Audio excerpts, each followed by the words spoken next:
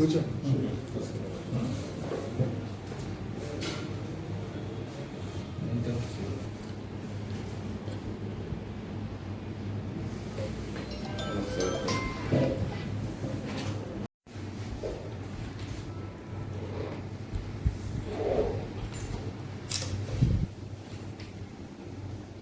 వాట్సాప్లో ఎంత ఏజ్ అండి ఇప్పుడు మీది?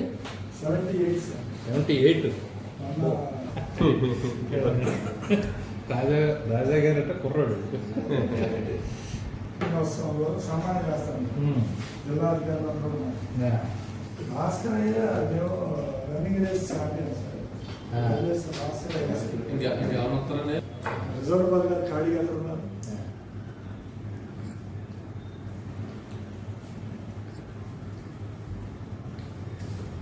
కొంచెం ఇటువైపు వెళ్ళాలి.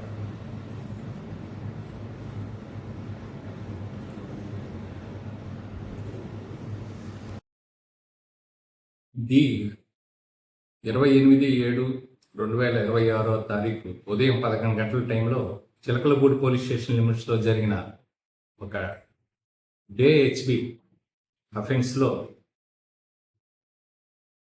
కృష్ణా జిల్లా ఎస్పీ గారైన శ్రీ వి విద్యాసాగర్ నాయుడు ఐపీఎస్ గారి ఆదేశాల మేరకు ఈ కేసులో దర్యాప్తు బృందంగా చిలకలపూడి సిఏ నబీ గారిని, అట్లాగే బందరు సిసిఎస్ సిఏ ప్రసాద్ గారిని, Chilakalapudi SIs and CCS SIs వీళ్ళ యొక్క పర్యవేక్షణలో ఒక దర్యాప్తు బృందాన్ని ఎస్పీ గారు ఏర్పాటు చేసి ఈ కేసులో ముద్దాయిలైన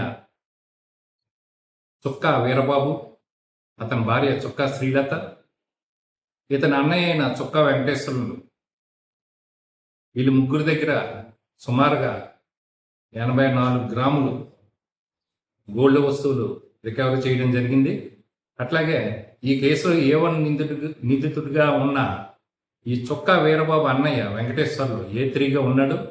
ఇతను A3 ముత్తూట్ ఫైనాన్స్ బెడంలో ఒక 12 గ్రాములు బరువు గల 2 బంగారపు గాజులను కూడా అక్కడ తాకట్టు పెట్టడం జరిగింది. కేసు దర్యాప్తులో భాగంగా కూడా అవి కూడా రికవరీ చేసుకుని సుమారుగా ఈ కేసులో 100 గ్రాముల గోల్డ్కి పోతే 96 గ్రాముల వరకు గోల్డ్ సిఏ గారు రికవరీ చేయడం జరిగింది. ఈ కేసు 28వ తారీఖు జూలై 28వ తారీఖుని ఉదయం 11 గంటలకి ఈ చుక్కా వీరబాబు, అతని భార్య శ్రీలత ఇద్దరు ఆటోలో కిరాయికి ఆటో మాట్లాడుకుని ఇతను కంప్లైనెంట్ యొక్క ఇంటి దగ్గరకు వచ్చి చుట్టుపక్కల అన్నీ చూసుకుని ఎవరో లేని టైంలో ఇంటి లోపలికి వెళ్ళి తాళం బదులు కొట్టి ఆ యొక్క బీరువాలో ఉన్న సుమారుగా 100 గ్రాముల గోల్డ్ వస్తువును దొంగిలించడం జరిగింది.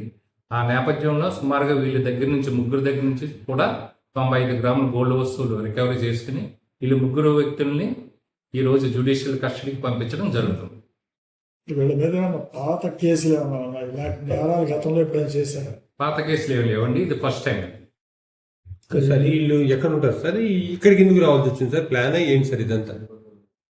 వీళ్ళు యాక్చువల్గా గుడ్లవల్లేరు మండలం వేణుతురుమిల్లి గ్రామానికి చెందినవారు.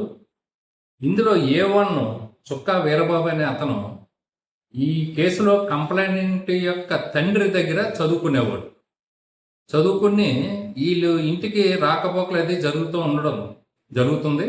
ఆ నేపథ్యంలో ఇతను ఇంటిలో లేని టైంలో చూసి తాళం వేసుకుని ఉన్న టైంలో ఇతను భార్యాభర్తలు ఇద్దరు ఆటోలో వచ్చి ఈ దొంగతనం చేసుకుని వెళ్ళడం జరిగింది. ఈ ఆటో నెంబర్ని ట్రేస్ చేసుకుంటూ చిలకలపూడి సిఐ గారు, సిసిఎస్ సిఐ గారు ఆటో నెంబర్ ట్రేస్ చేస్తూ ముద్దాయిని నేరం జరిగిన వారం రోజుల లోపలే కేసుని డిటెక్ట్ చేసి, గ్రేవ్ కేసు అండి ఇది, ఈ గ్రేవ్ కేసుని డిటెక్ట్ చేసి ముద్దాయిని అదుపులోకి తీసుకుని ప్రాపర్టీ రికవరీ చేయడం జరిగింది. గురువుకే పంగనామం పెట్టారు.